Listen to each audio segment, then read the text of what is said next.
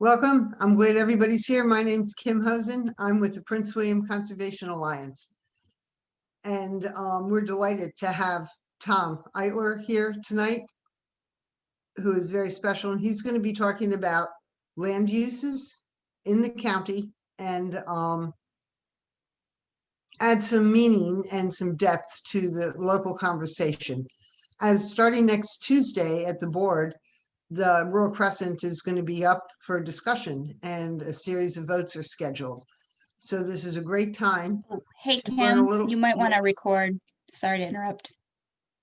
I am recording. Just kidding. Oh, good. This better twice than not at all, as always. So next Tuesday at the board, there's a vote scheduled and a discussion on a project that is higher density and access to sewer in the rural area. So, and followed by a series of things that are all very affected by the rural area. So it seemed like a good time to ask Tom in to share his wealth of knowledge with us about some of the choices that we have today and in the future and how to move forward. Tom worked for Prince William County a number of years ago and was a chief of long-range planning at the time the Rural Crescent was adopted. Since then, he's done a number of interesting things and now is vice president at the Urban Land Institute. So he shares his knowledge worldwide. And with that, I'm going to turn it over to you, Tom.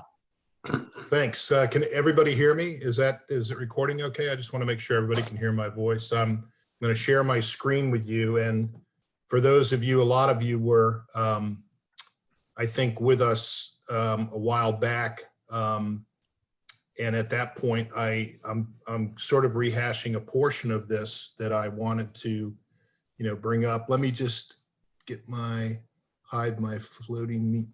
There we go.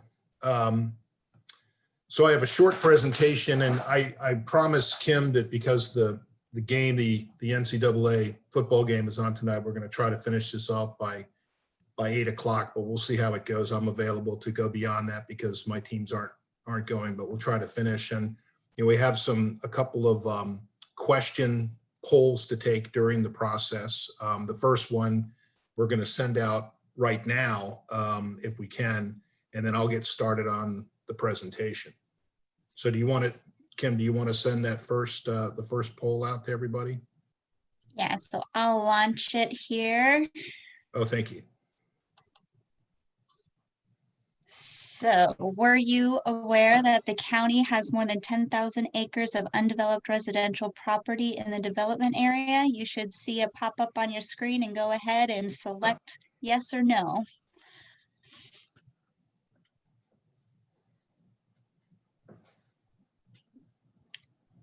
I'll give you a couple more seconds to respond. All right, we're ending now. And I'll share the results. Oh, Tom, you can take that. That is interesting because the last time I took or looked at the information that's out there, so 54 no, 46 yes. So some people knew that there is a substantial amount of residential property. So I'll get into that in a minute, but that's interesting. I was thinking this was going to be more sort of a 75-25 mix where people did know that. Let me just start by, introducing myself. And I just want to say that, let's see, page down. There we go. I run the advisory services program at ULI, and you can go to our website and look at that. We've been doing panels since 1947. We did 2 in Prince William County, and one was for the Route 1 corridor, one was for innovation. We just finished a recent technical assistance panel, which is sort of a short format panel for the North Woodbridge area, and we've been doing these for a long time. We've done over 700 panels, and the idea is to get a bunch of experts who can come to a jurisdiction and provide independent and objective advice to a community. And it's a lot of fun to work on those panels, and then the volunteers who are on it get to go to a place for 5 days.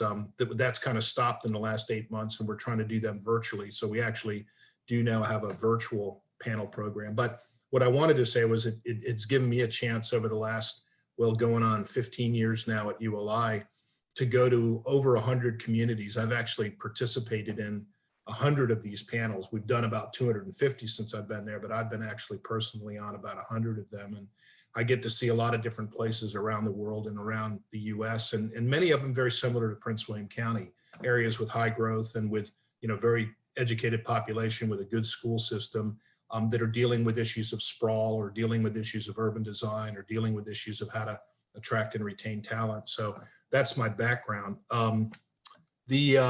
The next one I wanted to say, and this is just sort of a framing for this. If anybody was on last summer when we did this, I had a whole presentation on COVID, and not much has changed, honestly. A lot more information has been gathered, a lot more sort of ideas are out there, but we still don't know how this is really going to affect eventually what's going to happen.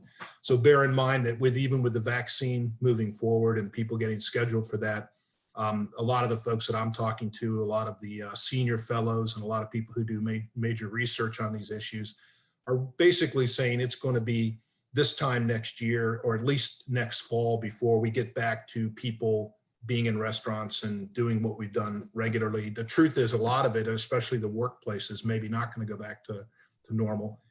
I just wanted to put that out as a framework for all the other stuff I said, because all along the way we can talk about how COVID might affect this. I do think it's important to repeat what I said last summer, and that is infrastructure investment, the idea of HOV lanes, the idea of trains, making money like a VRE or even a metro system. All that's changed with the demand changing for people going north or going into the city, but it's still out there. And there's going to be major changes regarding office and retail entertainment and hospitality, like hotels, and where people are going to want to see these land uses. The development community has taken a position that they're sort of waiting and seeing. Everybody's kind of keeping their projects moving that they're already underway with, and other projects they're sort of taking their time with. I don't see any major change to that, although I would guess that toward the late spring, early summer, we might see a different investment model come out of New York and the places that provide financing. So we'll see what happens there. So that's just the background. Tonight, I want to talk about the rural area and the development area. The rural area, as everybody knows, my position, this is not an Urban Land Institute position, but Tom Eitler as a resident position, is that the county needs to better understand how the land economics are affecting the rural area. We need to identify potential uses that should go in out there and help guide the county to encourage realistic uses, and at the same time take advantage of the emerging economies that are redefining the country. As I said, I've traveled all over this country into rural and semi-rural areas, and all of them are looking at what the new economies are, things like agri-hoods and agriculturally oriented uses, things like that. In the development area, as everybody knows where we are, right now, most of us are living here, and the county needs to make better land use decisions. I think I've seen a couple over the last few years that I kind of shake my head about why they did what they did. But I think the key here is to help compete for the millennials and the new economy that's out there. There's still the idea that we have these very talented, very young people. Most of them were during and before the pandemic hit, looking at the inner city as the place they want to be because it's where the action is. But there are things that can take place based on COVID where we should consider how we can compete for those millennials. My bottom line here is that that we need to focus on how to attract and retain talent in Prince William County. We need to compete with all the other counties and all of the other parts and other jurisdictions in the region, and we need to think about that. I think we can transform the regional image of what Prince William is.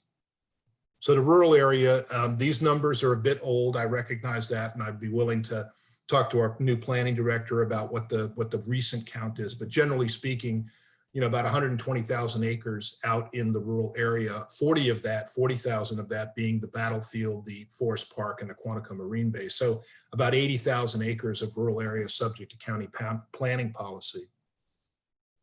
And this is just a map that kind of shows that. And I don't know if my arrow's working, but we're down here where the Forest Park and the Marine Corps base is. This is the rural area. Here's Nokesville in here. Here's Manassas, and this is the development area in white.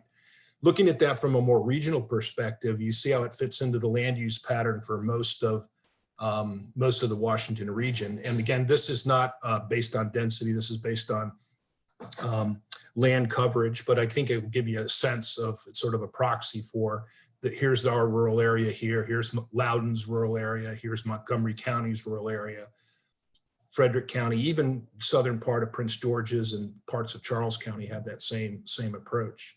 So we fit into that pattern. And so what I think I said last time, actually last presentation I made in the summer and then a year before that, was I think that it behooves the planning department, the elected officials and the selected officials like the Planning Commission to understand better land economics, especially as it relates to the rural area. And that last line in there I think is very important. The Urban Land Institute, I've learned over the last 12, 15 years with the Urban Land Institute that really successful urban planning and land use policy can best be described as public action that generates a desirable, widespread, and sustained private market reaction. This is not about trying to do state planning like a 5-year plan like the Soviet Union or something like that. This is about how do we encourage land use policies that help the private sector go into the development process with an investment mind for both the community and for their shareholders. And I think that's what we encourage when we do these panels that I talk about. I think there are, and I'm sure there's developers on the line here who can, say there's more steps in this, but I think there are 3 major parts to the whole land development process. The one that you're most familiar with, and you all who are, involved in the conservation of Prince William County probably are most familiar with the areas under number 1, which is, the community regulations, the goals, the expectations, the neighborhood engagement, the political and social aspects of what happens with the planning process. On the other side of that is number 3, where the developer, the investor, the property owner is looking at how to invest and how to engage in a process that allows them to make money off this, but also commit and contribute to the community. They have a lot of things they have to do. They have financial plans, they have loans, and they have to do marketing, and they have to do pro formas to show that they can, invest and actually make money off these things. Something in between the two, though, is the land economics, the natural forces that self-regulate the market economy. What is the current market? What's the supply and demand? What are the projections that are being made? And there's a lot of different commercial organizations that look at that and project out. And there's a lot of consultants that are out there who are hired by land developers and by counties and by citizens to give them a prospect of what the future might look like. And so the piece that I wanted to say on the land economics is the better understanding that the community has of the land economics, the better they are to deal with number 3 and number 1. So I just want people to be aware of that. I had about 15 slides that went after this that did a breakdown of how this works. I'm going to cut that down to just a couple of slides here. I looked at, well, let me go to this slide first. Is there a market for the product that's out there? I think very importantly, developers look at, is there pent up demand for a certain type of land use, a housing or commercial use that's out there? And if there isn't pent up demand, how can you attract demand? And how can you attract the pent up demand for a region by getting it specifically to a site that you're interested in, as opposed to saying, yeah, there's a lot of demand out there, but I don't know if they'd ever go in this lot or that lot or another property. So again, my whole thing here was to get people talking about what are the land economics that are driving the desire of the development community and the landowners to develop property. I did this a while back. I put a pin down in Nokesville, and I went out 3 and 5 and 10-minute drive time, which gets you over to the edge of Manassas. And within that, they had numbers about what the loss of revenue was for the demand, based on the demand. And what it turned out to be is food and drinking places within this 20-minute drive time was about 32,000 square feet, which is pretty substantial. And my hope was that, maybe a reasonable capture rate for the area in question for Nokesville, or maybe as you move to the east of Nokes, or to the east of Nokesville, or to the north towards Manassas, you'd probably see greater demand there for that 32,000 square feet, and probably less out next to the Fauquier County line and beyond.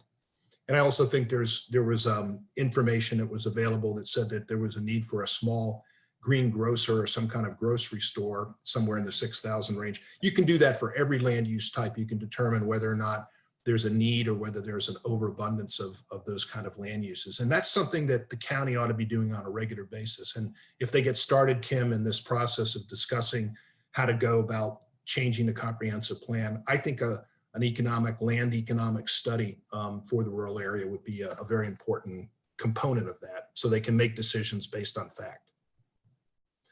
I was looking at food places, and I look at these different rural businesses that are out there, some doing okay, some not doing so okay with the COVID, but nevertheless, small square footages, things like the Pro Renata Brewery in Crozet and Afton Mountain, the Blue Mountain Brewery. These are basically large buildings that were built, or they were houses that were converted to accommodate a lot of people.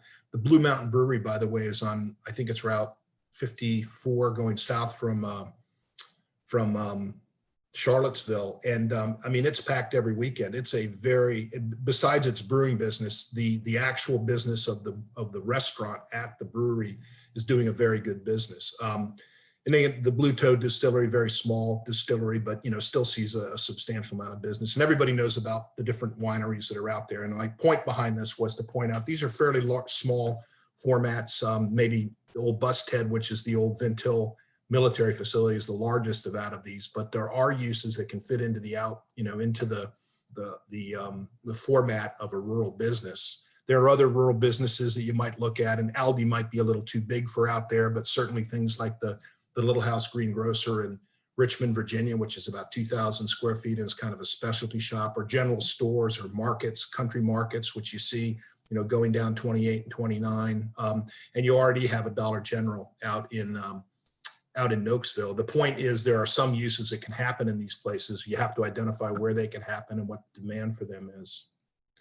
And then other rural uses, and I won't go through all of these, but I think the interesting piece is anybody who comes to you and says there's no other use for this rural land other than residential at 10,000 square foot lots or quarter acre lots or half acre lots, is not looked at this from all the prospects that could happen out there.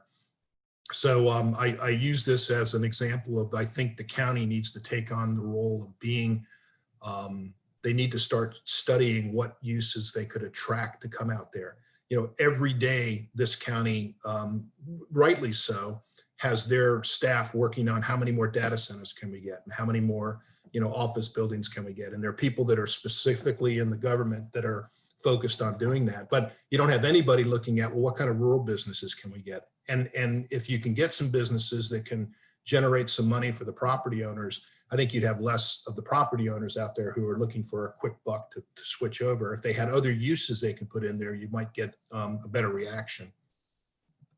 In the A1, everybody knows all of the uses permitted with a special use permit. I think an interesting one, in 2014, there was a change that allowed restaurants and kitchens associated with breweries, wineries, and distilleries, but it required you to have 10 acres. I think that needs to be looked at. I think that should be brought up, because I can see several locations. I'm just going to skip ahead one here, several in Bristow and out on Route 15 and, out on Route 28 and places all around the county. This is just a few of them. And the county can identify these underutilized structures to see if they actually can accommodate some of these uses that are in demand out there. What it requires, though, in a place like Nokesville is it would require you to look at some kind of alternative system, because you wouldn't be able to use just a regular drain field for that. I was just last week was out at the Hunter's Head out in Upperville, Virginia. And there's, an old, I think that's a 1790s mansion that's been turned into a restaurant. They've coped pretty well with COVID by putting outdoor seating. Nobody can sit inside now, but the outdoor seating. And I thought, how can this in Upperville work? And I took a little walk out back, and sure enough, they had a PuraFlow system. They have basically a packaged plant that they agreed they were going to have so much water coming out of the uses that you would have with a kitchen that you would put a PuraFlow system. So my point here is that you can put these systems in, you can be on smaller than 10 acres. And I think then it starts to become more manageable for someone who's looking to put one of these businesses or operate one of these businesses out in a rural area. So I'm going to make a suggestion that be looked at as a part of your zoning ordinance and the comprehensive plan update. I guess my point on the rural area is it's been in place for more than 20 years. They need to have, they have the regulations in place and they have the guidance in place. What they don't have is a rural strategy. And I think that's something that the board ought to undertake, just the way they undertake a strategy for how do we attract data centers, or how do we attract, public dollars for new roads. There ought to be someone looking at this. And I think right now you probably have people looking at other things in their planning department. So my suggestion would be for them to start looking at that and find out what the community's appetite is to establish a strategy to target rural businesses. And I think, Prince William County is one of the most affluent counties, not just in the region, but in the country. There's immense buying power in Prince William County. And, they're looking at it from the perspective, well, there's nothing that can happen out in rural areas, so therefore no one's going out there. And I think that's the wrong approach to take. So I hope the county can change its image. And this would be one way to do that, to come up with a rural strategy. So the development area, let me switch to that. I guess at this point we wanted to do, before we talk about this development area, we wanted to do the next poll survey. Correct? Yep. Yep, here it is. Yeah, so go ahead and you can select as many options as you wish. Do you believe the primary objective of the county's rural area policy is to, and go ahead and select as many and submit.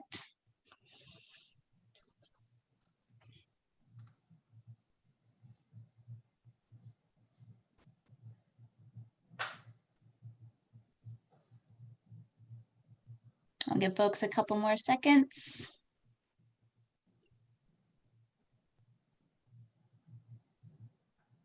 All right. Let me share the results. Go ahead, Tom. That's about how I expected it. I put those two in there because when I used to go to public hearings and public meetings, and when we would talk about this in groups where, my colleagues with, the landowners associations or with the civic associations, I think, some people would say, oh yeah, you're just out there to make, the rural landowners or the developers have a hard time. But there was an approach to this, which was a level of service approach. How do we save the county money by putting and investing in the areas where we have services and infrastructure now? How do we preserve a rural character so that we have a dichotomy, that we have a broad set of uses in the entire county, that it's not all urban and it's not all rural? And how do we retain, to the extent we can, the agricultural businesses that are still operating out there? So I'm glad to see that that's what the response was. It had the curve that I thought it would. So I'm going to jump to the development area, which I think has the most opportunity for Prince William. And I think if, say this as best I can here, if the county plays their cards right, they could really ride the crest of what I think is, unlimited opportunity for this county, given all the things that are happening in the country right now. There's about 100,000 acres in the development area. There's at least 14,000 acres of just undeveloped residential land. There's 12,000 acres of just undeveloped commercial land. And that talks about the vacant land that people are so used to going through the rezoning process and hearing a proposal for the open field, Mitch Phelps property next to this, but that's just the open land. There's an awful lot of redevelopment opportunities in underutilized and underdeveloped parcels. So starting with, the 14,000 acres of undeveloped residential, putting some very basic numbers on this, if all of those developed out at 15 units an acre, which I know is way high for what Prince William County is. Look at the number of units you're talking about, 210,000 units. I mean, that's, the next 15 years or 16 years of development at the pace that we've been going for a long time. Even at an average of 5.8 units per acre, it's over 80,000 units. So when someone tells me there's no land to develop in the development area, I'm sorry, but I can't believe that. I did something that just took it down and said, well, cut that in half. Let's say there's just 7,000 acres for a variety of reasons, and RPAs and steep slopes, and you wouldn't want to develop there anyway, or it's contaminated or whatever. So just take half of that property. You're still looking at at a reasonable, 5.8 dwelling units per acre, you're looking at over 40,000 units. So again, I think the ability to develop those developed properties, I think there needs to be a look at what the densities are on each of those, but I think there's an opportunity. So when someone tells you, again, this was, that there's no development opportunities in the development area, I say phooey on that. I think there'd been some pretty dumb density decisions made recently. The one that came to mind was Ray's Regard. And listen, I appreciate that there's probably a whole lot more to it that I don't know about, and I don't pretend to know all of the intricacies of this. I know it was very controversial, but I had looked at that property for the 12 years that I was at Prince William County. It had never been anything except high density. And the reason for that was, I think, very obvious. You're right next to I-95, you're next to a commuter parking lot at Horner Road that prior to COVID, you could get a ride to anywhere in the region. You could go to Greenbelt, you could go to Bethesda, you could go to the Navy Yard, and certainly anything up in Northern Virginia, including Tyson's. It was an incredible opportunity. I know they were thinking about expanding it. I went by there for, I don't know, the first time in a couple of months during the week last week, and I saw that it was, not even close to being full. When I used to go there, and by the way, I commuted in every single day to downtown Washington, D.C., right down on 20th and L Street, and right into the, the Golden Triangle in the business district. And I got a ride in every single day and never had a problem getting a ride. I never had a problem getting home. It was really an interesting sort of setup that I had. And I'm sure there were many people like me where they knew where to go to get the parking places, and they knew how to get in and they knew how to get out. They knew what the times were and the time ranges for people to get picked up. So it worked well for me. And I'm not whining about that, because I think that's going to change. What I'm saying is, when a property has that kind of access to that kind of transportation distribution system with the buses and everything, and you're fairly close to VRE and you're very close to all the amenities, you should be looking at higher densities than what came out of Ray's Regard. I think that's a picture of Ray's Regard, but in any event, that looks very suburban to me, very low density, although people will say, oh, that's very high density, but I see it as very low density. I mean, I think the real opportunity in the development areas is the infill for underperforming properties and the redevelopment of properties. I went around and looked at a couple of places. I know that North Woodbridge is a place that we really need to focus on, and I'm so glad to see that there's a developer who's said that they want to do something with the acreage, up near the current apartments and the marina that's up here, and with the improvements at the Route 1 interchange there and the VRE station and so forth, that's a place you can really make. I hope you guys do it well. I hope you get good quality in there, because that is going to set the stage for, I think, other parts of Route 1. But that's, there's, 55 acres. There's, Featherstone Plaza is another one I've identified as, ripe for redevelopment, 35 acres. These are areas that the psychographics for them, bright young professionals, international marketplace, Las Casas, a lot of Hispanics, a lot of African Americans, the American dreamers. These are the kind of places they're looking for, something different than just a standard residential. The Mitch Phelps properties along, I don't know if that's what they still call those, along the Parkway, 135 acres on one side, 40 on the other, including I don't think that includes the mobile home park, but and then out in the west on the 234 corridor, which is sort of like the Route 1 corridor, that's the place that has the redevelopment opportunities. There's these pieces that are next to the mall. There's pieces out off of Balls Ford Road. I think this one actually now is the data center. But in any event, Alpha, University Boulevard, places planned for development. And, and this is a piece down on 234, which is the old junkyard down there. And there's problems with that property. There's problems with taking the Featherstone Plaza and trying to get all the owners involved in it. And it's hard work. It's hard to do infill, and it's hard to do redevelopment because of a lot of things, a lot of reasons. We'll get to that. But I put together that's 200 acres that I've identified. And I just did that in a few minutes running through the maps, not even going into any kind of detail.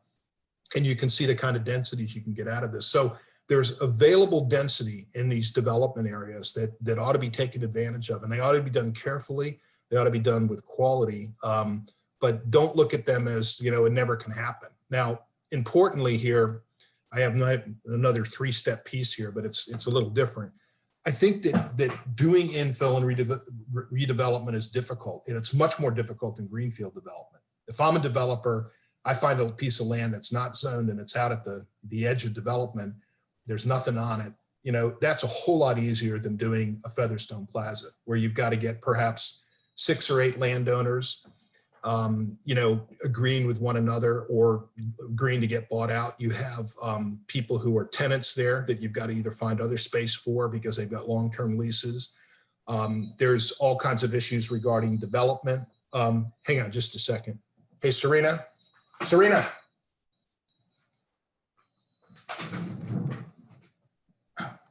Sorry about that. I had a bunch of bells ringing. Where was I? Oh, so that takes a long time to get those kind of things done. And it's hard. It's hard work. You know, you have developers who, you know, that's a lot of time. That's years of their life they have to do that kind of development. But I think it requires a commitment from the county elected officials and the staff and the citizens, the people who are the neighbors of these places, to get together to figure out, have a commitment that these places will develop and redevelop in a manner that are consistent with what the goals of the community are. I think it has to include real incentives. You have to have things like priority processing. You have to have major density bonuses. I think there needs to be a strike team between, you know, the community groups that are out there, you know, the Locapelts and the Decas and the, you know, the different community groups that are out there, and people from the planning department, as well as from the development community, who can put together sort of an approach that how they would deal with that. And there has to be a reduction in on and off-site improvements and the dedicated capital to fill that gap that isn't going to be filled by the developer. But again, it takes a commitment from the county to do that. So I would suggest you start small, you know, get some examples under your belt. And again, I don't know which one's the one to start with. Maybe what happens up in North Woodbridge can become the model for this. But the economic development goals and the housing goals of the county can be achieved with redevelopment and infill development. You can recreate those places so that today's citizens and workers and the people you want to try to attract, that talent that you want to attract from the whole DC region, will start saying, well, yeah, that's a cool place to go, and I would want to go there. They're not going to go there now if Featherstone Plaza stays the way it is. It's just not. And then you can remake the image of the entire county. And as you redevelop the Route 1 corridor and the 234 corridor, you put in the design and the typology perspectives that I think people are going to be, they're going to react to, and they're going to start saying, well, that's a place to look at that. Listen, Prince William County has not just one of the best school systems in Northern Virginia, they have one of the best school systems in the country. Regardless of what you hear about Fairfax or private schools, they have a very good school system. That is gold for some of these people. They know they're going to be there for a while, but what they're missing is not the school system and not the roads or, you know, the transportation coming in and out of there. What they're missing is the design and the feel and the look of the area that they need to think about. So let me keep going here. So I'm going to stop there. I was thinking we had another poll. I have a closing slide, but there's another poll I think that we had. Go ahead. We do. So this is another multiple, you can select multiple options. So go ahead and select what makes sense for you. What has typically been the biggest hurdle in redeveloping in older commercial corridors?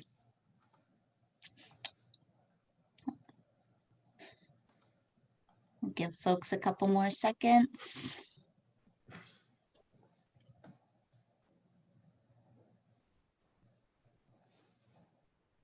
All right. Share the results. Go ahead. Yeah, I think that's interesting. The cost of land is there. That usually is an element of the return on investment. Citizen opposition is a big deal, and it may not be as big here in Northern Virginia, but in some places in this country, especially in the big urban areas, citizen opposition from a variety of perspectives is there.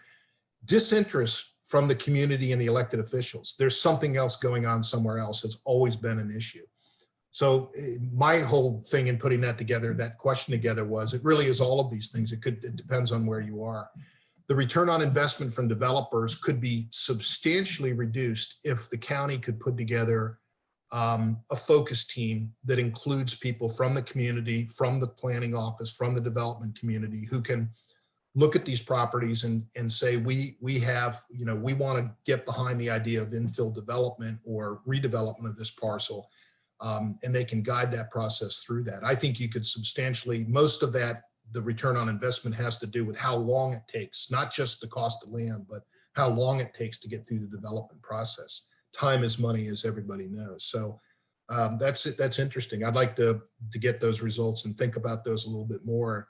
That sort of concludes my presentation with about 20 minutes to go before we end here. I do want to end with this one slide, which is, going back to the rural property issue. And I think I would like to, if I could, sort of hope that people would think about this as they talk to the county in the public hearings coming up. For every property in the rural area, there's fair market value. Don't let anybody tell you there's not fair market value for their property. Number two is very important. You need to look at what the ag-related, ag tourism and agri-hoods and other unique agricultural uses are out there all over the country, all over the region. People are looking at how to reuse rural properties in a manner that's consistent with the rural character. And I just don't see enough of it in Prince William. I see a lot more of it in Fauquier. I see a lot more of it in Loudoun particularly. I don't think that there's a substantial buying change or buying power change, maybe a little bit between Loudoun and Prince William. But the third thing is there's no current law or even from a fairness doctrine that guarantees large property owners a retirement nest egg from their property. I heard that argument 25 years ago, and it's never stuck with me. There's just no obligation. There are 450,000 citizens of this county who don't own large land holdings, and they shouldn't have to expect their tax dollars be used to ensure infrastructure and services in the rural area. So I think keeping the rural boundary is a good idea. I think there's a lot of reasons to consider the kind of things that can go in there. But in general, I would say you need to keep it the way it is, because that's the only way you're going to keep the rural designation out there. You need, or the rural lifestyle that you have. Real estate is all about location, and very importantly to that, this redevelopment opportunity in the Route 1 and the 234 corridor really need to be looked at more closely. I'd be happy to volunteer my time to talk to any official, public official, developer, citizen, any group that wants to talk about this. I'd be happy to put my time in to talk about it, because I think it's worth discussing. You can achieve the kind of things you want to achieve here, without busting the rural plan, without busting the rural crescent. So that's my presentation. I don't have a concluding remark. That's where I am, and I'd be happy to, Kim, if there are questions, I'd be happy to try to answer them in the next 15 minutes.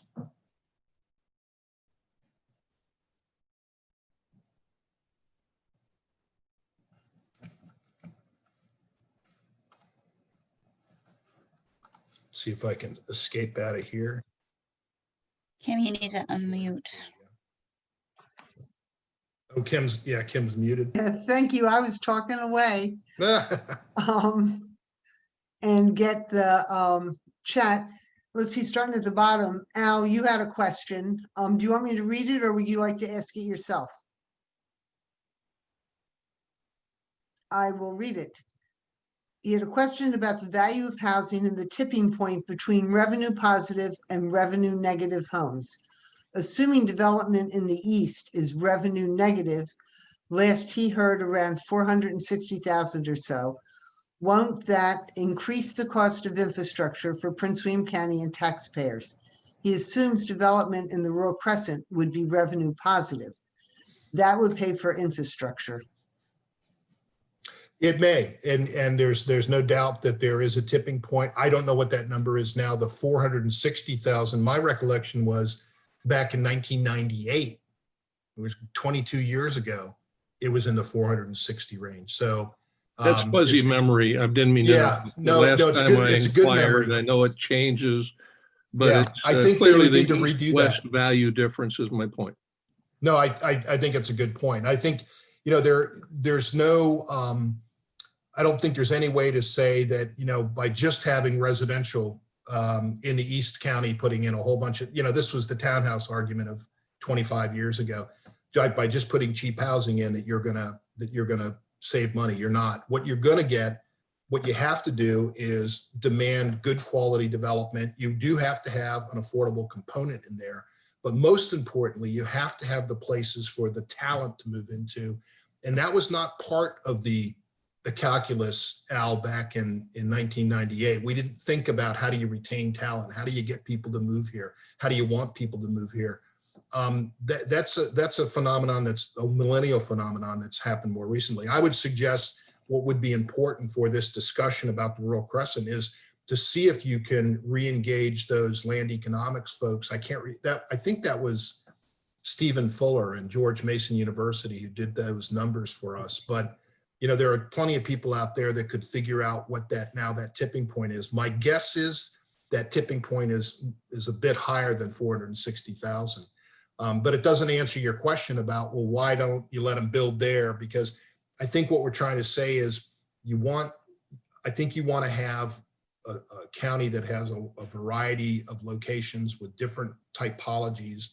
And if you say it's okay to do development in the rural area at the densities that I think most developers would like to do out there, that you're not going to have any difference between a Woodbridge and a Dumfries and a Oaksville or whatever it is. So, but I think that's it brings up a good point. I hadn't seen that number in a long time, but I do remember that it was a big deal with Ed Wilborn and some of the folks that were opposed to the rural crescent. They wanted to know what the break-even point was. And as long as they could get the break-even point, then they could make all the decisions they needed to. And anything that fell above the break-even point was good, and everything that was below the break-even point was bad. And I would say, you know, it's a big fuzzy line. Let's get the new number. I think that makes some sense.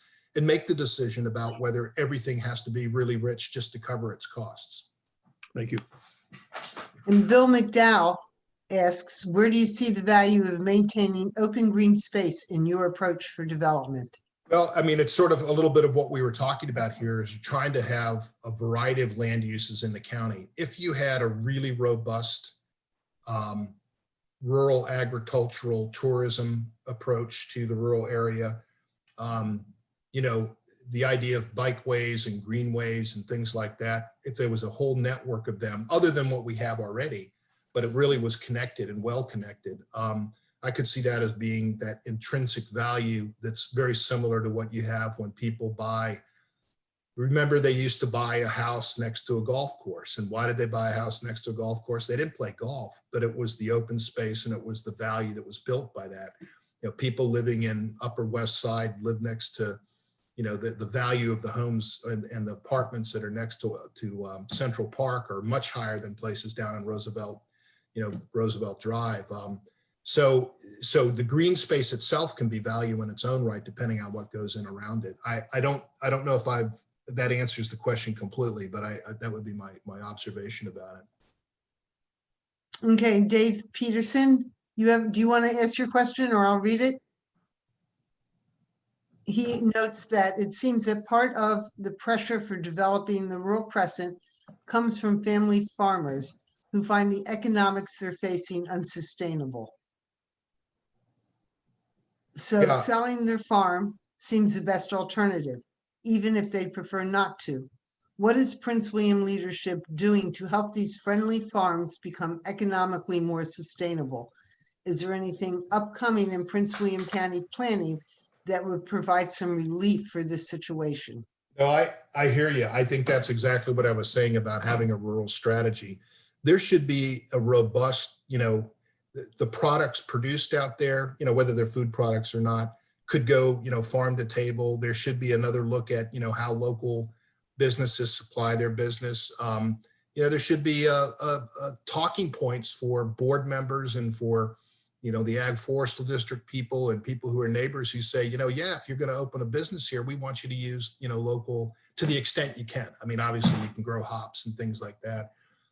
It's a very difficult task because the value of what's out there now, with maybe the exception of some, I think some of the dairy farms and, you know, the beef, the cattle farms, you know, it's very touchy on whether they are sustainable in the long term. But I think that's why you have to have almost like a blue ribbon committee for the rural area, and not have that blue ribbon committee focus on, well, should we develop or not develop? Should we have sewer? Should we not have sewer? Should we have smaller lots or not have smaller lots? focus on what the businesses should be out there and focus on what the alternatives, forget residential for a moment.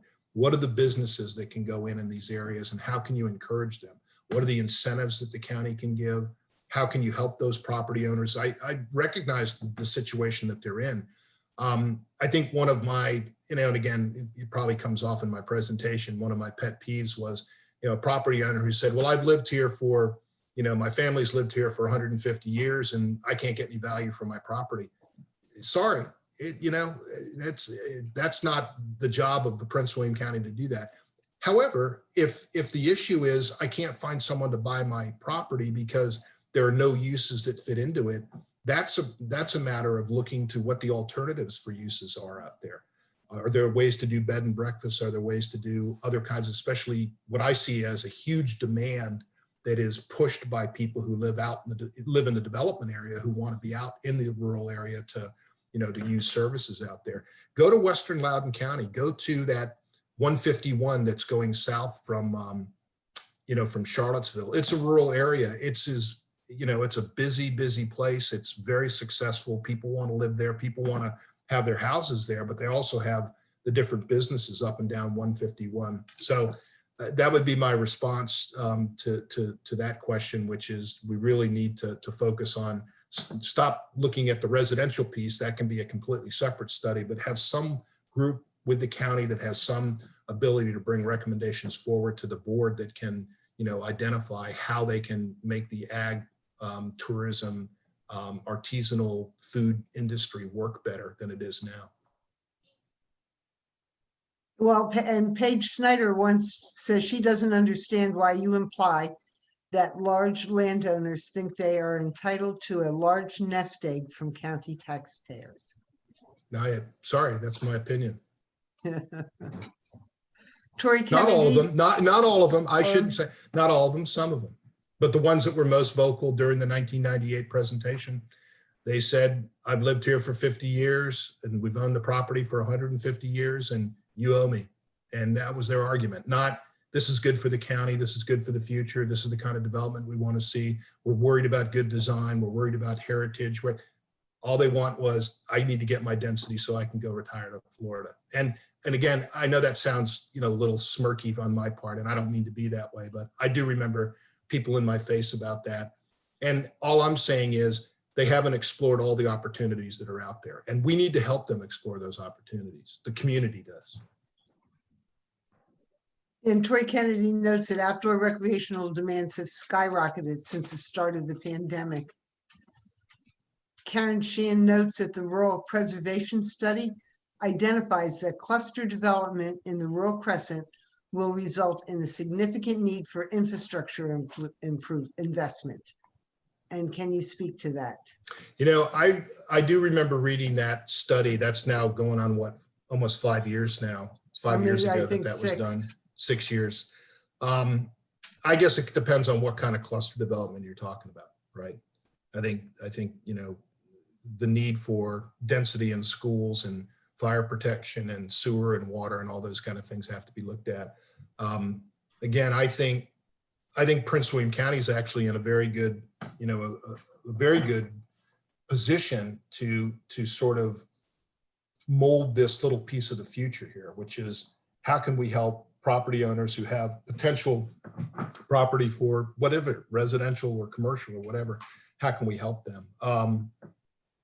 The one thing I remember about that study that I wasn't very clear on, and I don't mean to denigrate the study, but they had this transition area, which would have been the place where you would do this this cluster development. And there's all different, by the way, there's all kinds of different cluster development. You can have 10-acre cluster, you can have 5-acre cluster, you can have 1-acre cluster. I mean, cluster is just an overarching term. So I guess it depends if you change dramatically the density that's permitted, regardless of whether you use cluster or not. I'm a proponent of cluster where you're keeping the density consistent with what you're talking about. I'm not a proponent of cluster that's, let's do cluster and then add, half again as much density to it. But the transition area seemed to me to be all focused on it. And again, it wasn't clear because it wasn't a parcel specific map. I get in the work I do now, we get down to the details, and we got GIS. We don't need these lofty, colors and maps. We need to see parcels, because that's what it comes down to, or at least drainage lines for these things. But I don't know, that transition to me was sort of like, well, there's the sort of soft edge of the wedge, or the thin edge of the wedge coming in. Well, let me just throw in that actually now planning has shared that these cluster developments will only require a CPA and a rezoning, so they can go anywhere, and they're much higher density. So, so 10 acres can have one lot, or one, or you're saying that or say 100 acres, which under the current rural plan would have 10 lots, they're going to go much higher? they would go triple, maybe quad, maybe See, that's not cluster. quadruple, plus sewer and water. So That's not cluster. yeah, one of the impacts I see is a significant road investment. I know that the road I live off is a substandard country road. So if you were to allow cluster and all this density, there's a lot of acreage, probably thousands of acres that could be rezoned. You would have to invest millions in road infrastructure and schools and fire and rescue. So when I hear the question, net positive for rural Crescent, the reason why rural Crescent homes are positive revenue is because you don't have all the associated infrastructure. So what the county is doing right now is inviting cluster everywhere. And then of course, what will happen is they'll say, well, the developers say, I'll fix the road if now you give me, one home per acre, and okay, maybe I only save 20 acres, but I'm going to do this stretch of rural road at no cost to you, and I'll throw in a school site. Right. Hey, Well, Tom, don't let them sell you the cluster word that means anything other than cluster development. Cluster simply means you don't have to meet the certain lot size, but on the overall, you have to still meet the density. And so Right. Don't talk about it in terms of, well, the cluster ordinance, talk about it in terms of the increased density ordinance. That's what it is, if that's what they're doing. Now, if they want to keep the density the way it is and figure out how to do cluster, then fine. I think that makes a lot of sense. And I 2 meetings or 2 presentations ago, I talked about, well, I'm not, absolutely opposed to the extension of sewer. Again, all of my recommendations were based on the fact that you were keeping the density. And so if you're not keeping the density, then don't talk about the cluster, talk about the density change. Then you can talk Right. about whether you want a cluster or not. thank you. Great. Hey, Mike, you have a long question that is of interest to lots of people, actually, I think. Okay, so, and it ties into the cluster. Tom, I'm wondering if you've driven down Carriage Ford Road and Hazelwood Drive recently? I have not, no. Oh, well, yeah, I know where it is, obviously. But let me just read it. If you think the development pattern is positive or negative. I have not. I don't know that. I guess I could look on the aerial photograph. What kind of development is it? What's happening is you've got single family homes. Just dry, ballpark, they're roughly 200, probably 200-foot wide lots, a couple thousand feet deep. So you've got a subdivision looking roadscape, visual scape along those 2 roads now. There's another one on Valley View Drive as well. It's basically a subdivision style development, maybe 75, 100 feet off the road. It looks terrible. It's not a rural aesthetic at all. And that's the result of this 10-acre lot zoning. And so to me, that's a great example of a place where clustered by right would make sense, in that if people are trying to avoid the expense of going through the cluster approval process, so they're just slotting this land up in these little skinny slivers, so they don't have to do a public road. They can just do cheap driveways off the road. And to me, that's just not a rural character. There's a brewery right there, Cedar Run now, for example. Oh, is there? I got to get out there. I haven't seen Get that. out there. Are they cutting the lots up to meet their drain field requirements? Well, they're and to avoid a public road. That's the key, is because I see. Yeah. Now the cost, it's changed the cost structure. Those houses are cheaper than the houses that were built with public roads because you don't have the infrastructure costs. Right, right. Okay. Yeah. No, This I haven't happened. seen that. This happened in Fairfax with the 5-acre lots in the Occoquan down zoning, and then they ended up developing some more lot shape criteria because of it, because it's just a natural transition of how do you make the most money, reduce the land cost or the development cost. But conversely, I'm wondering about, how do you feel about putting a data center next to the brand new commuter lot at 66 and 29? You know what? That's the one that we were talking about, right? I don't know. What's your feeling on it? I mean, is that waste of land? That's the waste of land. It's where the high density residential should go. We get Yeah, I mean, it's tough because there you have, a group of folks who've been sort of, the general has to give them the orders to take the hill, right? And their job is to get the property and get it into data centers. And it's absolutely an issue. And, I don't know what's up with data centers. You know more about this stuff than I do because but data centers are good earners for the county, but they don't do anything for the image of the county, right? Nothing for the image.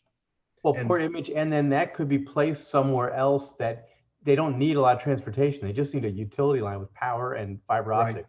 So you can move them away from a place where you spend $1 billion of infrastructure. Right, on roads and I don't, that it's a shame. But what it says to me is that there's a bifurcated,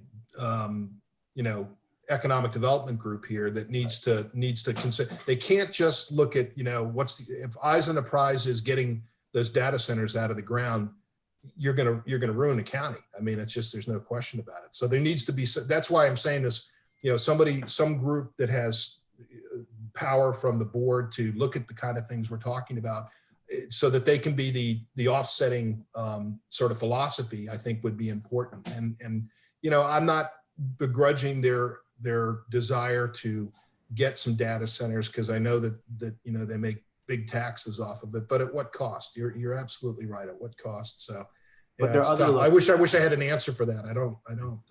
I think it's all linked though together. My personal feeling is that I agree. Locations that are better for the data centers. If you put the dense housing there, then it would reduce the pressure on the need for housing. Plus, it reduces the price point potentially because we do have in the rural area. I enjoy the rural. I live in the rural area, and it's almost exclusionary in many ways in terms of the cost. Yeah. So we have an affordable housing problem too. Yeah, I mean, you go up and down. What is it? Route 50, and you go through an Upperville or a Middleburg, and at the edge of town, there's a little piece of density. It's like, well, what's all that? And of course, it's the affordable housing, and it's all African American or it's all Hispanic, and that's an unfair. I think that's another piece that we're missing here in the whole conversation about big land use decisions, like should we or should we not go into the rural area. The issue is going to come up about equity. And that's the problem that I've seen. And this is really taken off, as you can imagine, over the last, year, but even in the last 5 years, almost every community I went to, places that are the most conservative places in Indiana, were worried about equity. And we need to be worried about it as well. We need to provide, an affordable housing and an achievable housing goal that the county can meet. And, each developer is going to have to put in on it, and the county's going to have to put in on it. And they're going to have a position. But yeah, it's all kind of one big thing, isn't it? It's all kind of a big decision. You can't make one without affecting the other. So, I mean, it's welcome to the world of modern counties and modern comprehensive planning. But, you got some smart people here. You got you folks who are participating in this. I think it's great. I think the key is you want to make sure that the board and the planning commission and the powers that be that you guys regularly have influence over are aware of these issues. And I think it starts with understanding what the pressures are. And from that, you can make better decisions. I'm sorry, I keep going on. Kim, do we have some other questions? Yeah, you do. Daniel, do you want to ask yours? Daniel wants to follow up on ag tourism. Are you still there? Yeah, sure. Can you hear me? You bet. Yes, I can hear you. I was just wanted to follow up on the ag tourism discussion. I was just wondering if you meant when you were saying that you should focus on ag tourism opportunities, that would that mean, are you meaning to say that that would deter from people pursuing more residential growth? No, it may lessen the burden on the property owners that are out there, which, they can't find any use now other than a residential use, and that's what they go for. So no, I wasn't meaning it as one versus the other, although the rural businesses, again, if you use the 151 corridor south of Charlottesville as the example, can be an incredible boost to the economy. And it's still a very desirable place for people who want to live out there with a semi-rural or a rural lifestyle, even with the businesses that are along that route. Now, I'm not saying there aren't some transportation issues there, but yeah, I don't know if I need to think about that a little bit more, Daniel. I don't think it's a replacement for that. It's just it's another opportunity. Thanks. Eileen Sheridan she wonders if for any large residential development, Prince William doesn't really look at the impacts farther outside of the development, such as traffic. What process or procedural recommendations can you suggest? How about proffers? No. Yeah. Well, yeah. Well, again, welcome to modern, urban development. It's very difficult in Virginia in general, in these kinds of typologies to have a process that allows money to be used, outside the direct impact area. So yeah, it's a bigger, we could have a whole session on that one, but offsite road improvements, and if the county has a tax rate and they have things going into their capital budget, and if they want to increase that, they're going to have to sell bonds, or they're going to have to raise taxes. And my God, you talk about a revolution, it's going to happen. So I say right now, it's a little difficult. I'm not even sure how the situation's worked since they've stopped taking, the transportation proffers, or I don't know if they have stopped taking the transportation proffers, but yeah, it's an issue. I don't have an answer specifically for that. Okay, and Brett Rogers wants to know what you see in the way of the Route 234 corridor. So of the redevelopment, I suspect. Yes. Yeah, okay, so it goes back to that slide that I had about why things are difficult in redevelopment. I think there has to be the development community who are willing to take this on. We probably don't have a lot of developers who do infill development and underutilized parcels in old strip areas as a big part of their repertoire right now. Most of them are looking at places that are greenfield development.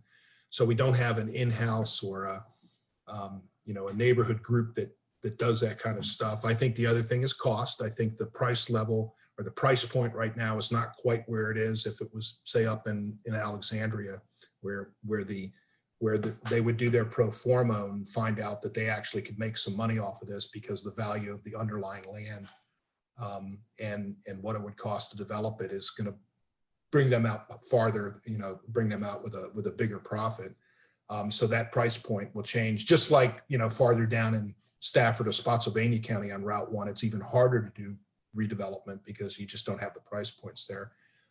But I think the biggest thing is what I said, and that is the citizens and the community groups that have done such a good job trying to figure out how to get this community moving in looking at good development need to organize and have a very specific strategy, almost like a task force that looks at how they can support redevelopment in these corridors. And I can tell you, again, the cost of development is the key. And the cost of development goes way through the roof if you're spending 2, 3, 4 years assembling the property and then trying to get it rezoned because you have neighborhood opposition. So that would be, I would hope there would be a group out there that would take this under their shoulder, on their shoulders as their mission to try to help the county get through that redevelopment process. Featherstone Plaza, Marumsco Plaza, you can name all the strip centers up and down the Route 1 corridor. And I could see in the future, incredible development there that would be really, really desirable for, a lot of people. But, how do you get the first person to do it? Again, I think the Woodbridge developer in North Woodbridge, I forget who that is now, but the person that's looking at that property right up there at Gordon Boulevard, I think that might be the start of this, which would be great. And then the last one I see, you had another question about cluster, Al? And unmute. Yeah, and it's one that I've wanted to ask for a long time. I live between two cluster developments.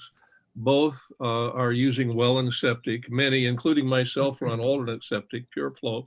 So I wonder why every conversation about cluster development assumes major infrastructure investment when I see these cluster developments that basically infrastructure is part of each home.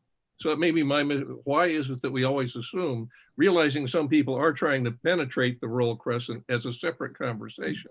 Why do we always assume that it's a huge infrastructure investment when they can really do a well and septic?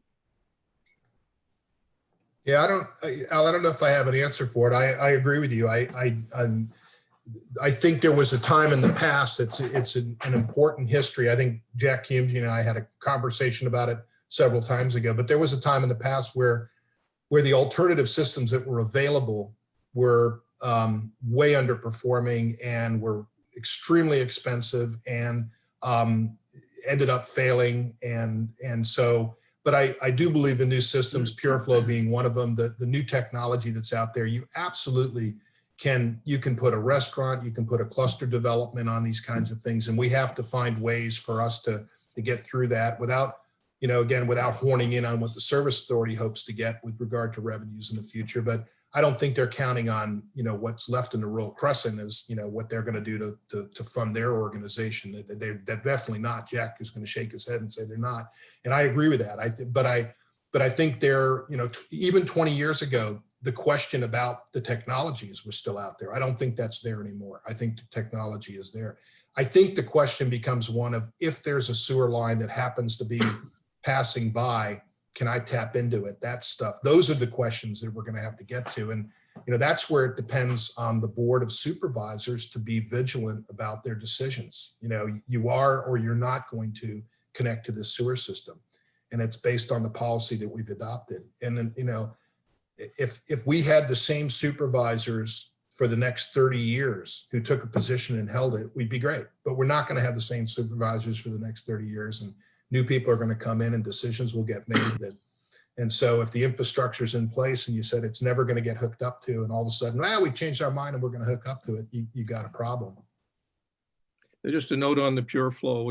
I've had my system for 20 years. They are expensive, but Yep. Depending on the price of the home, the price is sort of relative. In other words, it's not that much of a expensive home, but they Right. work. Never had a Yeah. problem. Great solution. Listen, That's it. that business up in Upperville, the Hunter's Head, they have a Pure Flow system. They have a very successful rural restaurant business that is a very cool place. I didn't encourage, I don't have any involvement with it. I just thought I had never been there before. I got married out in Paris and I had never seen that place before. And it was fantastic. And in the middle of COVID, it was like, wow, I wish we'd had this out in Route 28 and in Bristow. And, we're starting to get them with the brewery up at Broad Run and the other places that are like that. But yeah, thank you very much for that. Thank you. A good presentation, by the way. Yeah, Yeah, it's definitely. 15 minutes into the football game. I don't want to keep anybody if they want to watch that. So I see two more questions. okay, Another one I'll from try Mike, quick. which is quick about broadband. Thank Where's you. that one? Tom, I was wondering if you felt that an investment in broadband or rural 5G would help us with better business opportunities in preserving the rural crescent. Absolutely. Does the county have a plan for 5G and for broadband at this point? I think other than their I tower telecommunication plan? No. I have been trying and trying. I've had No, it's multiple meetings. The county didn't even apply. So Rob Whitman got federal funds for rural broadband and Prince William County didn't even apply for it. And so I've been pestering my supervisor and basically I have not made any progress in 2 years.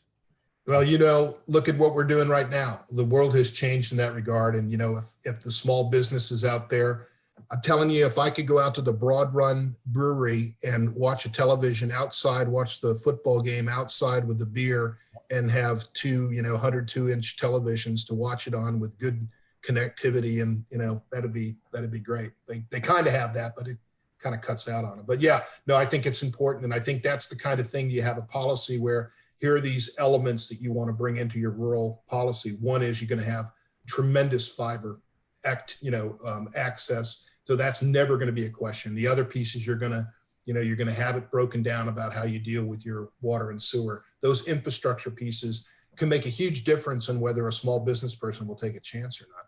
Right. And so I just keep trying to convince our county supervisor that we need to invest in this. We ought to apply for grants, number one, but also put a backbone of fiber connecting to a 5G network. So then you don't need to run fiber to every house. Right. It's expensive, but we could leapfrog and then create a place that's much more business opportunity. Yeah, good point. Okay, Linda wants to have a conversation later, not right now, about possibilities on Route 1, just focused on that. So if we want to do that, that'd be terrific. Sure. But not right No, now. I'd love to The talk last- about that. Okay, so we'll set that up. She's not smiling yet. Oh, there she goes. And the last question I see is from Jack, who wants to know what you think about the small area plan process and how it would impact the rural area. I only know about it what I knew, Jack, from that many years ago that we worked on it. I'm aware of what happened down there at Independent Hill, and I don't think that went the way everybody wanted it to. Yeah, it's a good question. I don't know. I don't know the procedures for it anymore. I knew them back then very well because I think I wrote them, but I don't know what they are now.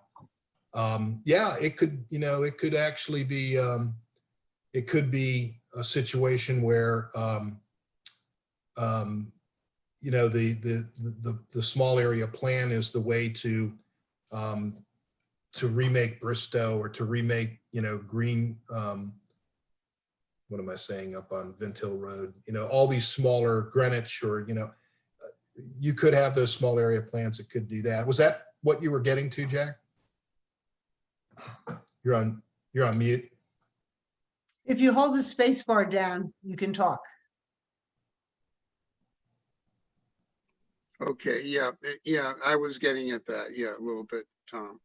No, I think could be good. I think you could have, small area plans for these different rural areas and, really robustly deal with all of these issues, the open space, the connectivity with trails, the 5G that Mike was talking about. What are the opportunities for different types of utilities? That could be a way to talk about them. And now last chance. That's all the questions I saw. Does anyone have anything to add? I wanted to ask a quick question. Julie. So I was just wondering, I work in Fauquier County, and we kind of have a reputation over there of, I guess, being pretty strong about protecting our rural area and keeping everything within the service districts. And I have two kind of combined questions. And the first one is, how much do you think those past decisions and maybe Prince William's reputation of being willing to chip away at the rural crescent has contributed to speculative development, proposals in the rural area? And then also the second half of that question is, how much does that speculative development then pull away from opportunities for redevelopment?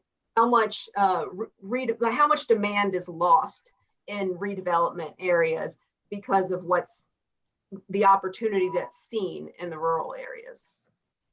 Well, let me answer the first one from my perspective. Again, this is my perspective. I think there are people who are much more in touch with how everything has happened over the last 3-4 years in Prince William County. But I would say my perspective, sort of as an outsider looking in, if there are big developments, big proposals for huge increases in density, yes, that's going to impact the opportunity for the redevelopment or the infill development.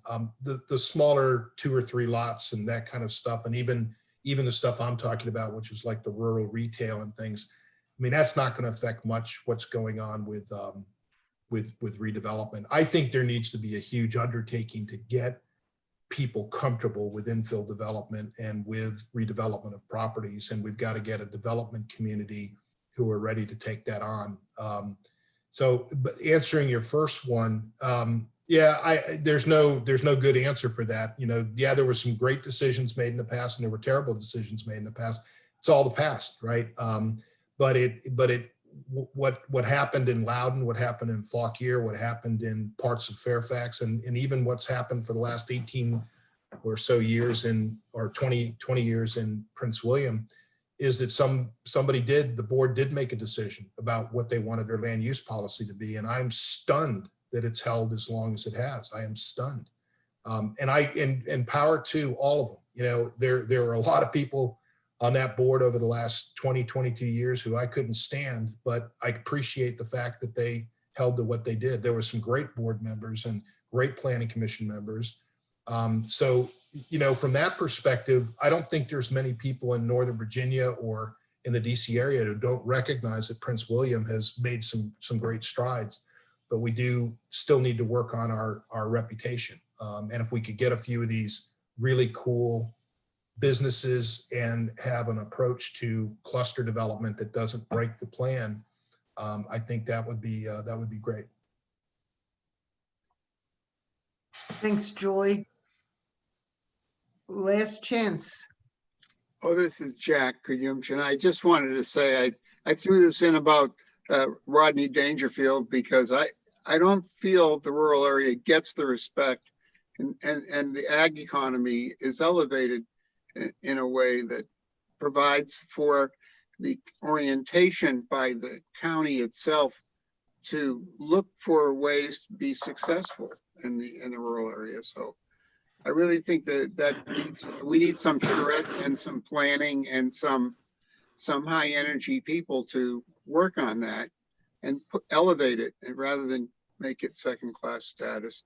And I think Tom, you bring a lot of interesting ideas regarding ag economy to us, and you have in several of our more than several of our sessions. So maybe, I don't know if you have any thoughts to comment on that. Well, I think if you stood in front of that board of supervisors and said you should put together a blue ribbon committee on rural development, not on should we break the plan or not break the plan, but on rural agricultural, the economy, I think they'd listen. Me getting up there isn't going to do any good, but a guy like you've been around for a long time, and they respect that, and it's coming from a person who lives in the development area. I think that's important. The idea behind these ag tourism and these ag oriented and these artisanal uses that are so important to the next generation of this county. It's all about attracting the people who want to live here, that we want to have here. And I don't mean, age group or, any kind of, ethnic group. What I'm saying is we want successful people to be in Prince William County. We want this to be a successful county and a great place to live for everybody. And that you're right. They've gotten short shrift for a long time.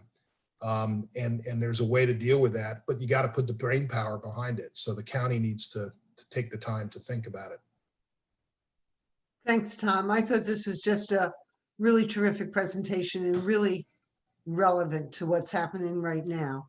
So yeah, Julie, everybody give a well, thanks. And I appreciate it. I love living in Prince William County. I like talking to you guys, and any way I can be of help, I will do it. I feel like somehow at some point I've been back to, I think I've been back to one or two board meetings, and both of those were to bring my kids through Boy Scouts. And so I really haven't, gone to all the meetings that I needed to go to. So maybe I'll start going to them again. Hell, I live right around the corner, so I could go up there anytime. And, here's the thing, I'm here at home like everybody else. So I guess I could get on the Zoom call, or I could go to the meeting. It's close by, but I appreciate it. If you got any comments, please send them to Ashley and to Kim, and I'd be happy to try to answer them. And if any of you want to send my contact information, I'd be happy to talk with anybody individually on this. Okay, then maybe we can wrap around and do something just on the Route 1 corridor. Sounds great. A conversation. That'd be very interesting. All right. Well, thank you, everybody. Have a good night. Enjoy your football. Thank you. Bye-bye. Bye.